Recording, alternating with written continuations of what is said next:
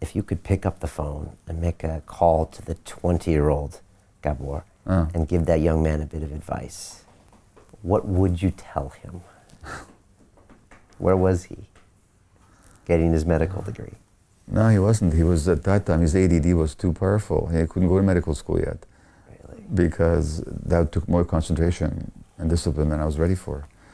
I didn't go to medical school till I was 28. So what do I say to the 20-year-old? Look inside. At that time, I was going to save the world through politics. Not to ignore the politics, but pay at least as much attention internally or more than you're casting on the outside. And you don't have to work so hard to be liked and loved. You're okay. Just relax, kid, you know, and allow life to come to you. You don't have to force it. And open your heart. Don't just focus on your clever brain so much. You know, open your heart and see what possibilities reveal themselves to you. And that it's not your fault. The way the world is, and even the way you are, it's not your fault. It's not a fault. Just accept yourself. Thanks for the opportunity to tell me myself that, by the way. Welcome. We would love to get that 20-year-old on the phone. Yeah, maybe I'm starting the healing process that'll continue in Peru. That's some good advice. On that same note, what is the best advice you've ever received in your life from a colleague, a coworker, a quote-unquote addict, anyone? Something that stood out for you? You know,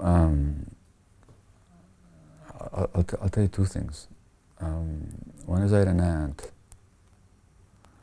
who was a physician herself, and she had not wanted to be a doctor, she wanted to be a writer, but complying with her father's wishes, she went to medical school. And she was taken to Auschwitz, where she saw her parents taken in one direction, to the gas chambers, and she was sent in another. And very sensitive, very wounded soul.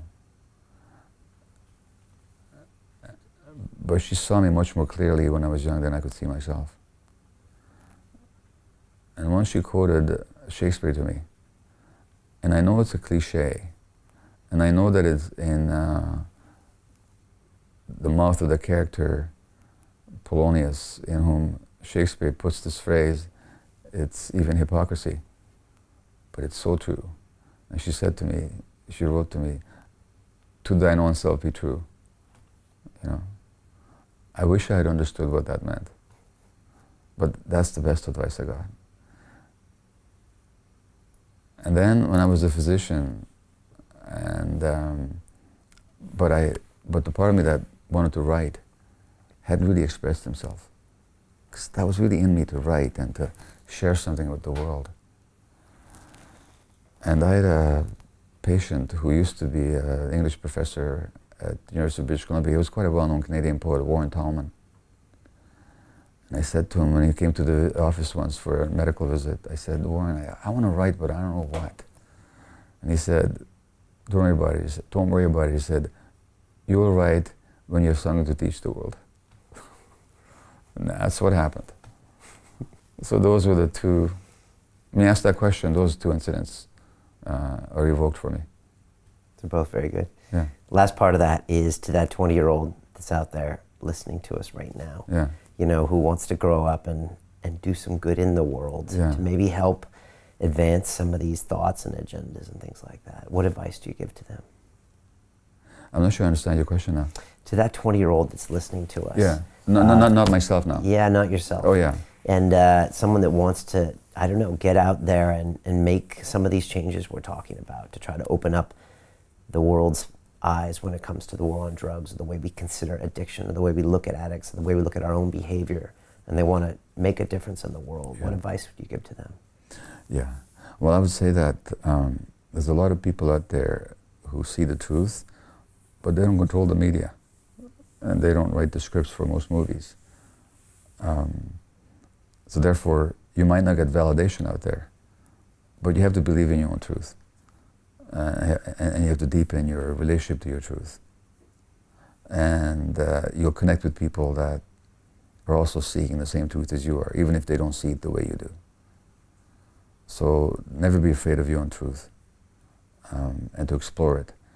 Also, don't be afraid to let go of it if you find that there's a deeper truth that speaks to you. And at the same time, whatever you do out there in the world, do an equal amount of work internally. Because if you don't, your work in the world will not be as effective.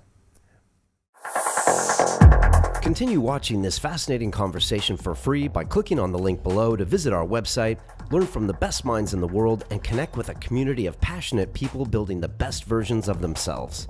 Just click on the link below, and I'll see you on the inside.